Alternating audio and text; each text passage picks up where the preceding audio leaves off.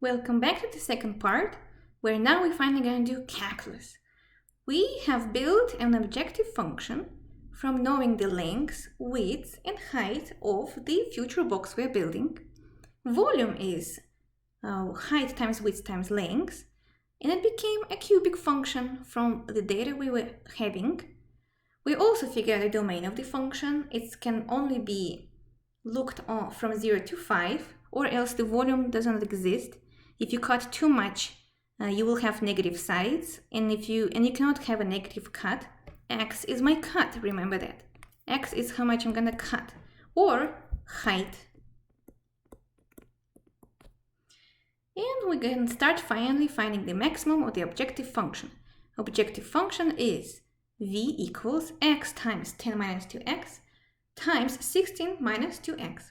This is a cubic function. Multiply everything out, all those three factors, and you will see that's exactly what it is in front of you. We know how to find maximum and minimum. In this case, we only need to find maximum. I just need to differentiate this function and find zeros for the derivative and d and e points for the derivative. 12x squared minus 104x plus 160. This is my derivative, and I'm going to put it in the box. I do recommend you to do the same thing, because in the future we will have to use test points to plug it into this derivative, so it's just convenient this way. I would also put in the box the original function as well, because we'll be plugging points in that one later. So I'm looking for the points where the first derivative is 0 or d and e. Well, this is a quadratic function, so it exists everywhere on a domain, and we don't need the second type of points. We just need the points where the derivative is 0. This is a quadratic function, so it definitely has roots. It has two roots, maybe even the same two, but still. I don't like having to deal with big numbers, so I will divide everything by 4.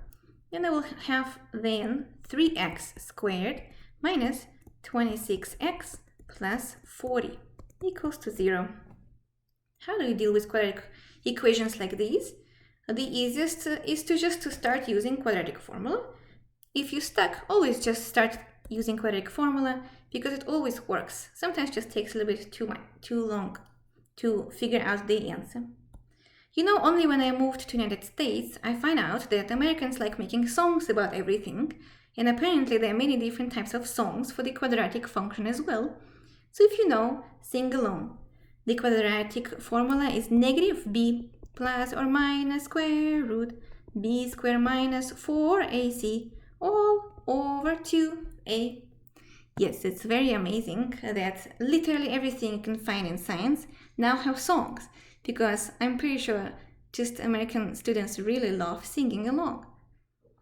Well, for this function, we're going to have 26 plus minus a square root. 26 squared, you see I'm dropping the negative sign because it's squared anyway, but if you want to be very precise, you can put it like this in parentheses, minus 4 times 3 times 40 all over 2a. That's 3 times 2. Simply take your calculator and carefully simplify whatever we are working inside of the square root. If the square root has a negative input inside, then there's no solutions. 26 times 26 is 676, minus 12 times 40 is 480, all over 6. That becomes 26 a square root plus or minus 196. Very lucky. Well, not very lucky. I chose good numbers to have good answers, but you not always will have good answers. And by good answers, I mean exact nice number. It's fine to have some decimals and stuff like that, but in this case, we're working with plus or minus 14 over 6. That gives us two solutions, which makes sense. We were working with quadratic function equals 0, so there should be two roots. And if you are looking back into original function, it's a cubic function. So it's supposed to give us two critical points. One with maximum and the other one is with minimum. But as you can see, one of them is outside of the domain. You see the pink part? That's the domain. So we need to kick out one of the extra roots. The first one is 26 plus 14 over 6. And that one is 40 over 6, which is 20 over 3. The second root is 26 minus 14 over 6, and that is 12 over 6, which is 2. One of them is not a critical point by the definition, because definition says you can call critical points only something which is in a domain. Domain is from 0 to 5. The first one is obviously greater than 5, so we should not include that one. The second one is my critical point. Critical point is the candidate for the local maximum, local minimum. Since we found the critical point, now we can use a sign line, or it's basically a first derivative test if you use a sign line, or we can use a second derivative test. This is where you're going to put your critical points. In this case, we have only 2. Make sure to identify a domain from 0 to 5. And also don't forget, this is a sign line for the first derivative. And we check the sign of the first derivative. And that's why I told you, put the first derivative into the box to plug your test points there.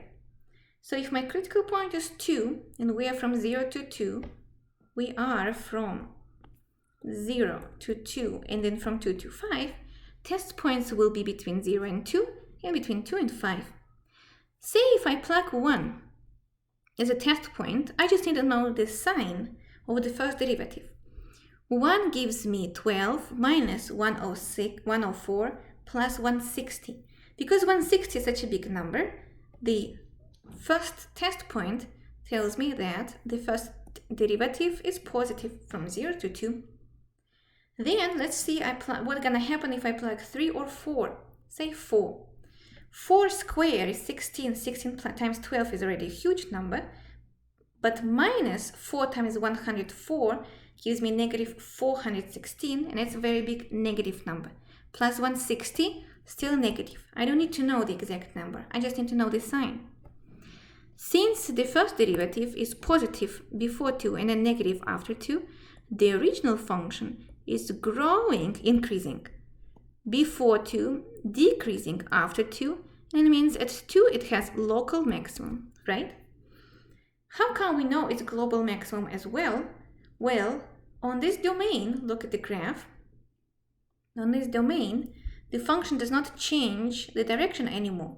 So if it would have some jump like this, then we would see this turn from the equation when we were solving quadratic equation. Since there's no other critical points, and the second critical point is outside of the domain, my function is decreasing from 0 to 2 to the left, decreasing from 2 to 5 to the right.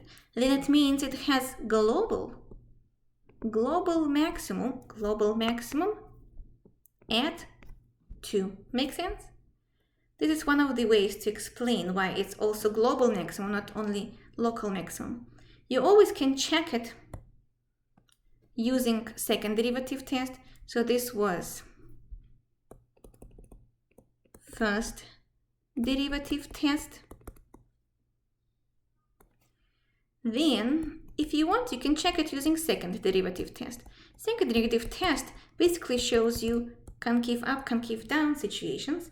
And to do that, you need to find a second derivative. The second derivative from the first derivative, look at the box again, will be 24x minus 104. Don't forget, you take a derivative of the not simplified form, or else you will lose some constants. Now you need to know what's happening when I plug the critical point, which I found from the first derivative, into my second derivative. I just need to know the sign. Well, 2 times 24, obviously less than 104, so it's negative. If it's negative, it's concave down. Concave down. If you don't remember that, use this funny animation I always use when I teach this topic. Second derivative is negative. Then the original function is grumpy. If it's grumpy, then it has local maximum at the nose. That's how I tell people to remember it if it's hard for them to remember. Then it means that x equals 2 gives local maximum. And since there is no other points and the function was decreasing before and it was increasing before 2 and decreasing after that, then it's global maximum as well. Global maximum as well. One more way to check the same situation, and it's the last one, is to imagine that you're actually including endpoints from 0 to 5 and then use closed interval method. Closed interval method. I want to list them all because you will see all of them in different literatures. In this case, I will plug x equals 0, x equals 5, and x equals 2 into my original function f. And f is 4x cubed minus 52x squared plus 160x. And then I find out that f is 0 for 0 and f is 0 for 5. Do you remember why? Because then the volume is 0. And then f is not 0 at 2. It actually has a value, which we still need to find. That's actually the second answer of the question. Find the maximum volume. And when you carefully plug it in, the answer is 144. F at 2 is 144. Since this is the biggest value on the closed interval, this is global maximum. So 3 different ways to see the same problem. Now, after this, we just asked to identify the dimensions that give you that maximum volume. So let's find length, width, and height. Height is the simple one because height is my x. X is 2. Length was 16 minus 2x, and then width was 10 minus 2x. Let me check to make sure that's the case. Let's go back to the place we were building the equation. Here they are, 16 minus 2x and 10 minus 2x. Plug your optimal cut, that's the cut we're making at each corner. Then it will be 16 minus 4, that's, I will just write down, 16 minus 4, that's 12. And 16 minus 4, 10 minus 4, it's 6. Each are in centimeters, right? Centimeters, centimeters, centimeters. Then they ask us to find the optimal volume. And this is the last step when students really stuck all the time. To find the maximum volume, take your 2 and plug it into your original function. And I already did that for you over here. So I'm plugging 2 into here. 4 times 2 cubed minus 52 times 2 squared plus 160 times 2. And just like I told you before, if you calculate carefully, it's 144. Very nice number. What units is that? Volume. Think about that. Volume. Centimeters cube. So I found the dimensions that will build for me the box with the maximum volume. The dimensions are, this is a piece of paper I have. No, the piece of paper had a given shape. But when I build the box, what dimensions of that box are going to be? The height. The height is my cut, that's 2. The length is 12. And the width is 6. What is the volume of this optimal box? 144 centimeters cube. So with the given material, cardboard, sizes, I figure out how much to cut, that's my cut, and how to fold so that the volume will be the best one. Let's look again into animation, what it means. I figured out that with the given, so this is my cut, h is my given, h is the cut I need to find, x. I figured out the h, and then I had a flat piece of cardboard. When I was folding it, I found the optimal volume. Do you see this graph on the left? That's exactly where what represents that there is one solution where the volume will be maximized. You see, the volume was a cubic function. It looks like parabola right now because it's on the restricted domain, like I showed you before.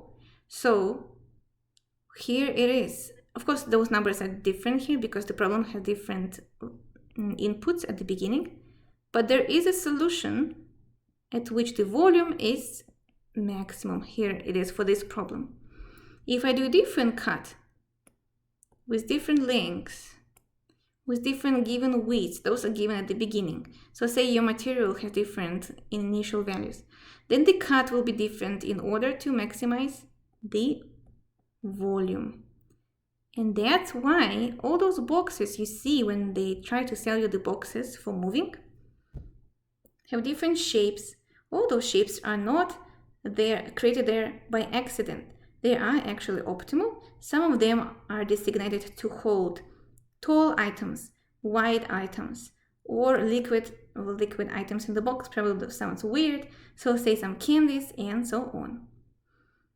Hope you liked this video. I think it was pretty fascinating how we can use calculus, first derivative, or even second derivative, or domain we're working on, analyzing the cuts, building something from the material we have to optimize something. In this case, find the maximum volume of the box we want to build.